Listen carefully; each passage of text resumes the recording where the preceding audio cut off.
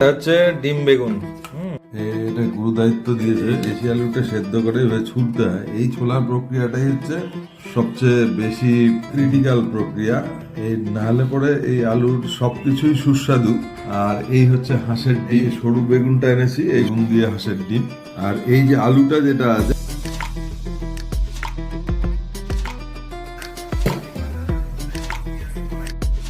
এটা হচ্ছে ডিম বেগুন, হাঁসের ডিম দিয়ে, এই যে বেগুন দিয়ে, বেগুন, এই যে হাঁসের ডিম।